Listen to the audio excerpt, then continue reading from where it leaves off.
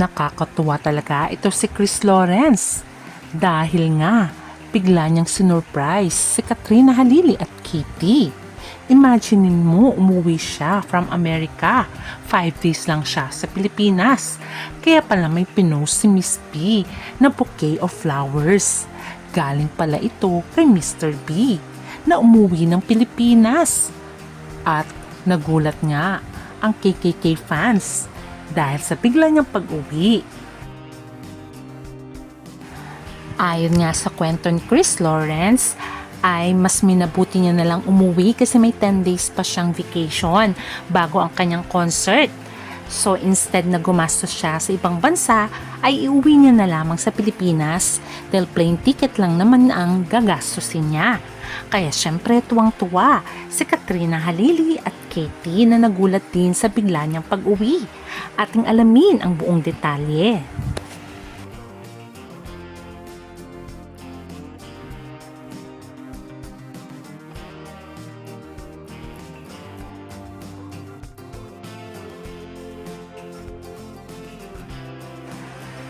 Marami ang natuwa sa official na panliligaw ni Chris Lawrence kay Katrina Halili na talaga naman sinabi nga ni Kat na yes sa tanong ni Mr. B kung pwede nga ba siyang manligaw. At dahil dito maraming fans ang masaya, especially si Katie na kanilang anak at ganun din ang parents ni Kat at ni Chris Lawrence.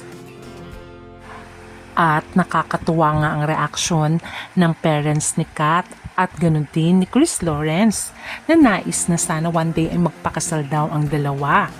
Kung ganun ang wish ng kanilang magulang ay ganun din ang wish ng KKK fans.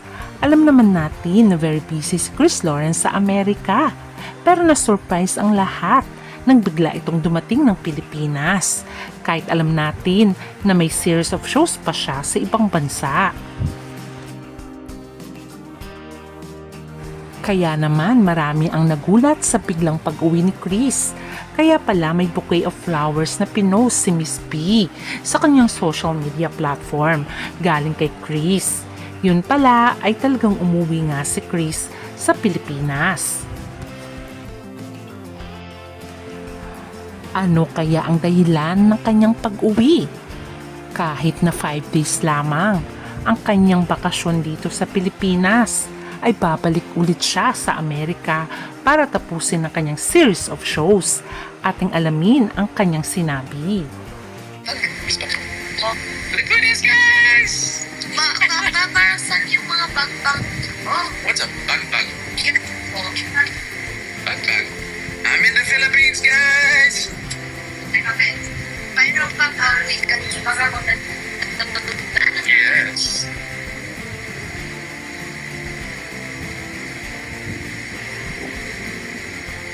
Apel? Papers? Papa, may papers ako dito. Yes, my love. Kiss my mama now. Sakit na ba yan? Oh, Sakit na! Hi, everybody! Kiss my mama now. Ano ba yan? Wait. Oh my gosh!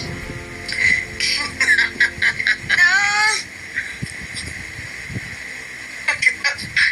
headbutt. Hug mom. Hug mama. Mom, saan ba? Hey. Hug. Hello, everybody. Kiss my papa. Hug me. Kiss my papa first. Kiss my papa. Hug me. Kiss papa. Ay, gusto naman. Papa, di ba? We have a promise lips naman. Ano promise? First kiss. Oh, that we all get it. It's important and we really need to go. Hi, Celeste. Hug me. Oh, hug me. I love you. Papa, you always hug my mama. You want me to? Yes. Natulog na siya. What? If mama is asleep, you can hug her. Is this the one? Yes. Yung may great wallpaper. Oh no, I'm 6%. Hello, everybody.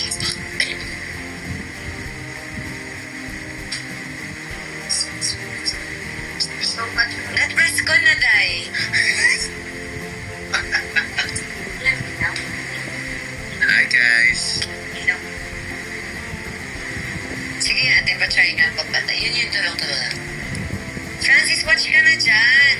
level 2 is worth it even if it's still level 6. Oh, they want level 6. Aba, Oh!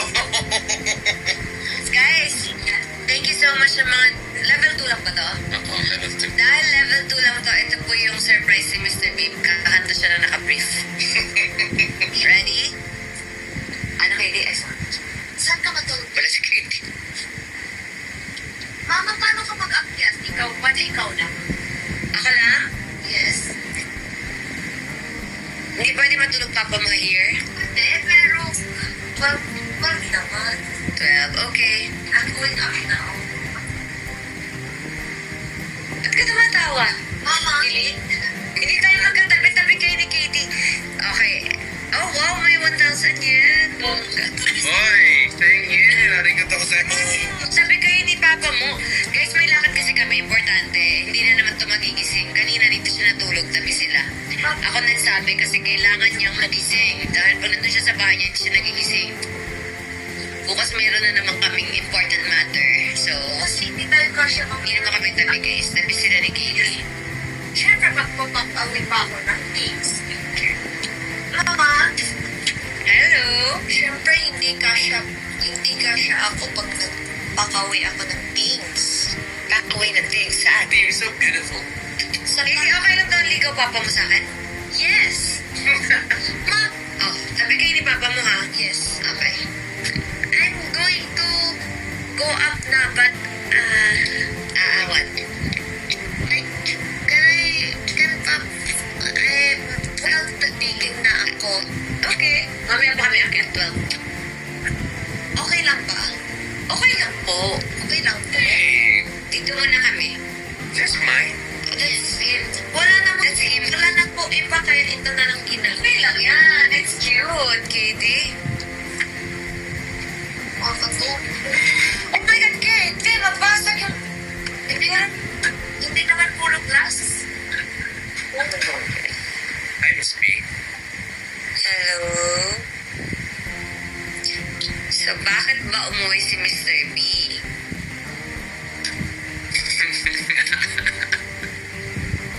Bakit umuwi si Mr. B? Explain! Meron kasi siyang... Ito ka kaya sa upuan, Chris. Saan talaga lumuhod dyan? Are you okay? Oh. Eh, baka hindi tayo kasya sa screen. Hindi ka kasi nag-accept Oh! sa messenger. Alam. Accept ko kayo sa messenger. Na? I would not. Ay, madali. We don't have a live customer.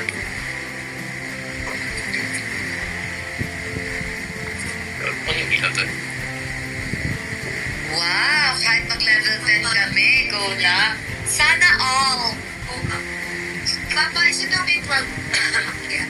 I love you, Katie. I love us. Okay. Yes. One time, sana lang us. Ano ba gagawin mo doon? Baka may tatawagan ka, ha? Promise? I'll block it now. Okay, okay. Love you. Wala kang... Alam mo naman, makikinig yung music. Opo. Di ba nakita mo? Yes, I know. Makinig ka na ng music. Kasi it's my first day today. Yes, yes. Mag-upstart ako first day. Magic. Congratulations. Yan po.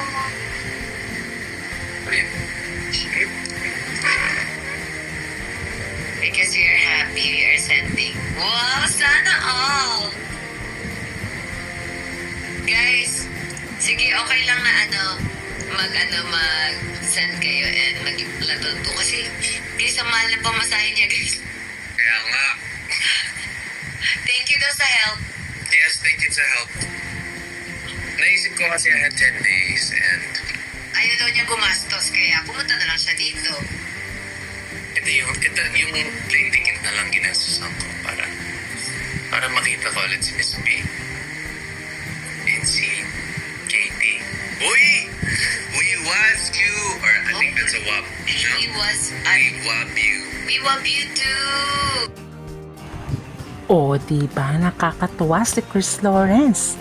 Kahit mahal ang pamasahe, ay talagang umuwi siya dahil gusto niyang spend ang kanyang time sa kanyang mag-ina, kay Kat at Katie. Meron nga kasi siyang 10 days na vacation bago ang kanyang concert ulit sa ibang bansa.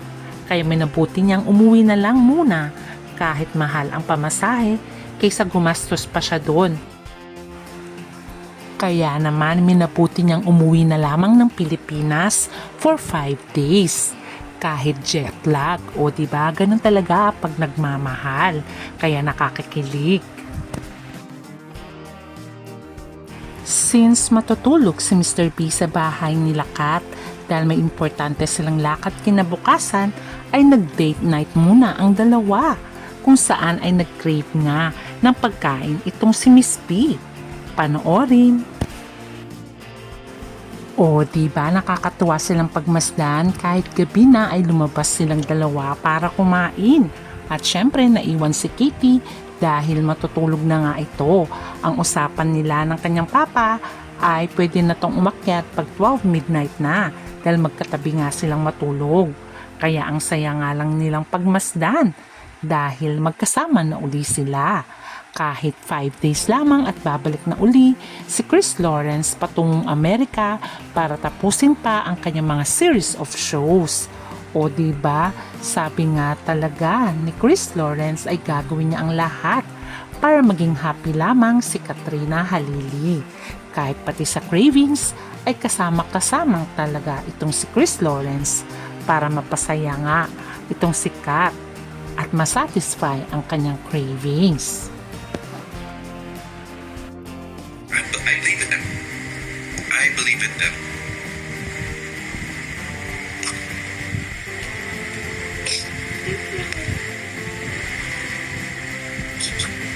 Crash landing on you. That's Ayan, crash landing. Yeah. Naparang ko yan? Sure. The captain, right? Yes, si Captain Ree! Crash landing on you! Yun yung kapwa ko. Saan banda, Chris? Sa buko.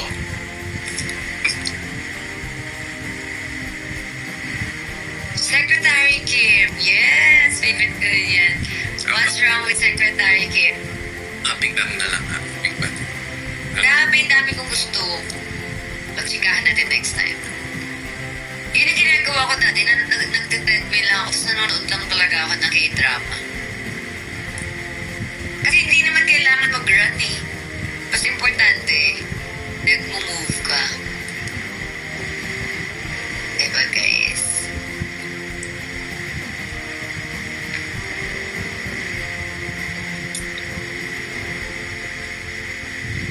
Tsaka magkakaroon kami ng gym dito. Pwede pumunta si Mr. B. Ay! Bakit? Pilates kami. Di ba gusto mo mag-pilates? May pilates kasi ako gusto niya, guys. Pero sabi ko, dapat naka-legging siya. Naka-crop top.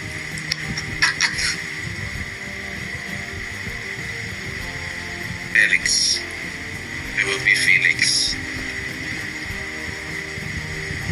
So, ayun. 30K. 30K. 30K. Meron akong pilates dyan. Meron akong pinaparenovate ko yun dito sa may basta meron pa akong isang space dito. Tutulungan ako ni Mr. B gawin gym. Yes, I will.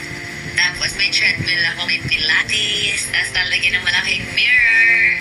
So may bago tayong guys, tambayan. Siyempre kailangan healthy tayo.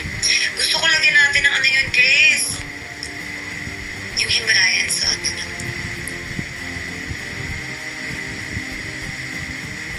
Lagyan ng Himalayan sauna.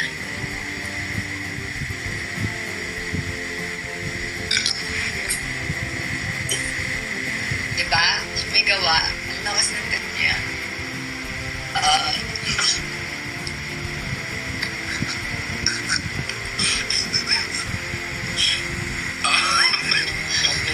Isang.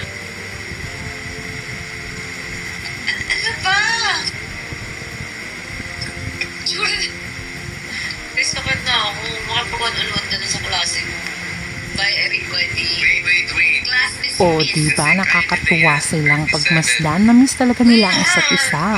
At ang kanilang date night ay food trip. Dahil yun talaga ang kahinaan ni Miss B. Dahil gutumin daw talaga siya. At ngayon nga ay matutulog na nga si Miss B. O diba nakakatuwa naman si Mr. B? Iba talaga pag siya ay nagmahal kahit magastos at mahal ang pamasahe. 5 days lang siya dito ay umuwi talaga siya para makita si Katie at si Katrina Halili. At hindi lamang yon, talagang ginagawa niya na ang lahat para suyuin muli si Miss B at ligawan nga ito at nag-date night na nga sila. Kaya abangan natin ang susunod na kabanata. Bye!